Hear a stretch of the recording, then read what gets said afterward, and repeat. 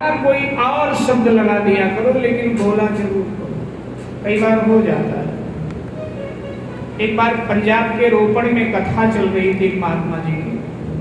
तो महात्मा जी जब भजन गाते थे तो संगत से भी गवाते थे। तो आज महात्मा जी ने भजन प्रारंभ किया तो एक माता जी बिल्कुल आगे व्यास गद्दी के सामने बैठी थी। तो सब लोग गाएं लेकिन वो चुपचाप बैठी। तो महात्मा जी थोड़ा विनोदी स्वभाव के थे। तो महात्मा जी ने कहा, माता जी सब भजन गा रहे हैं, आप क्यों नहीं गा रहे हैं? कोई नाराजगी है क्या? बोले नहीं महाराज, ਤੁਹਾਡੇ ਨਾਲ कोई नाराजगी नहीं, लेकिन क्या है ना, ਤੁਹਾਡੇ भजन बीच उन्हां दा नाम आ जाता है। अब पुराने जमाने में माताएं कहाँ उनका नाम लेती थी। आजकल तो खैर पति को ऐसे बुलाती है जैसे लगता है नौकर को बुला रही है, लेकिन पुराने जमाने में तो पति का नाम लेती ही नहीं थी। हमारे गांव देहात में तो देखने को मिलता था कि कोई सरकारी अधिकारी आ गया किसी जरूरी काम से, सरकारी अधिकारी आ गया और पति घर पर नहीं है और पत्नी से पूछा, बहन जी जरा नाम बताओ अपने पति का।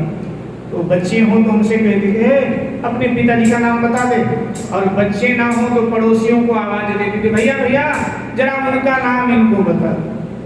खुद नहीं लेती थी नाम। तो पुराने जमाने की बात, कैसे नाम मुश्किल वाले। एक बार क्या हुआ कि एक देहात का लड़का शहर में नौकरी करने के लिए, नौकरी अच्छी मिल गई, बढ़िया पैसा कमाने लगा, कमरा लेकर रहने लगा। एक शहरी लड़की से उसका परिचय हो गया और धीरे धीरे परिचय प्रेम के रूप में बदल गया और दोनों ने निर्णय लिया कि अब तो साथ जिएंगे साथ मरेंगे। अब दोनों ने अपने अपने परिवार वालों से बात किया। परिवार वाले समझदार थे, उनको लगा कि भाई जब दोनों राजी हैं तो बच्चों का विवाह कर देने में कोई बुराई नहीं, विवाह कर देना चाहिए। तो विवाह हो गया दोनों का, शहरी लड़की और देहाती लड़के का ब्याह हो गया। अब वो शहरी लड़की अपने ससुराल देहात गई, शहर से विदा होकर स्वागत हुआ।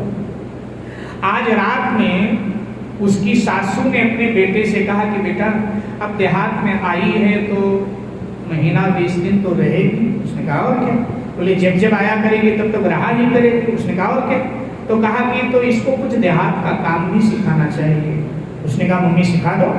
तो कहा ठीक है, कल उसको सुबह 5 बजे लेकर मेरे पास आ जाना। सबसे पहले मैं उसको दही मथना सिखाऊंगी। दही शुभ माना जाता है तो सबसे पहले दही मथना सिखाऊंगी, ठीक। अब अगले दिन सुबह 5 बजे पत्नी को लेकर के वो आदमी माँ के पास पहुंच गया।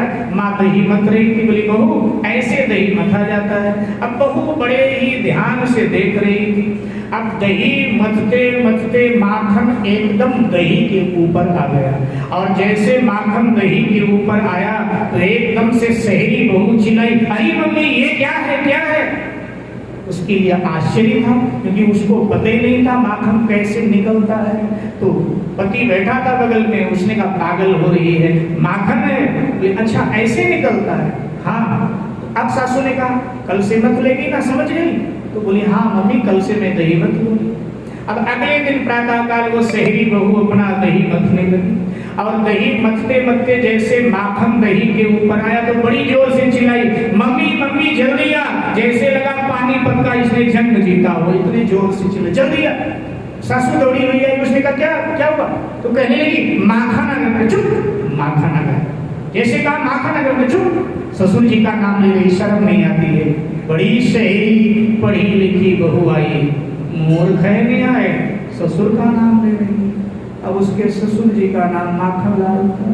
तो बेचारी शहरी वो, उसने कहा सॉरी मम्मी सॉरी, अब नहीं बोलूंगी, ये शब्द नहीं बोलूंगी। हाँ बोलना नहीं, तेरे ससुर जी का नाम है माखन लाल।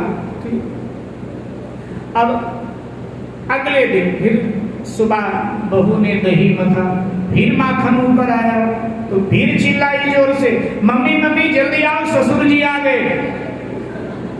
फिर गुस्से में भरी हुई सासू आई, पागल हो गई इधर, बड़ी पढ़ी लिखी आई शहर से, बताओ ससुर जी कह रही है इसको। अब बेचारी क्या करे? उसने कहा सॉरी मम्मी सॉरी, अब ऐसा नहीं बोलो। माखन कहे तो नाम, ससुर जी कहे तो और मुश्किल। अब तीसरे दिन बेचारी ने फिर दही मथा और जब फिर दही मथा तो फिर माखन ऊपर आया। बड़ी पढ़ी लिखी तो थी, पढ़े लिखे समझदार होते हैं, अपनी गलती जल्दी सुधार लेते हैं। तो तीसरे दिन फिर माखन ऊपर आया तो फिर चिल्लाई, मम्मी मम्मी जल्दी आ, गोभी का फूल आ गया। और जैसे कहा गोभी का फूल आ गया तो फिर तो सासू नजर उतारने लगी, कहने लगी हाँ शहर की है, पढ़ी लिखी, रास्ता निकाल लिया। ऐसे ही रास्ता निकाला जाता है। तो कहने लगी कि मम्मी 2 बार हमने किया भयानक भूल, लेकिन अब भूल ऐसा करूंगी नहीं, अब हमेशा इसको कहूंगी गोभी का फूल। तो पुराने जमाने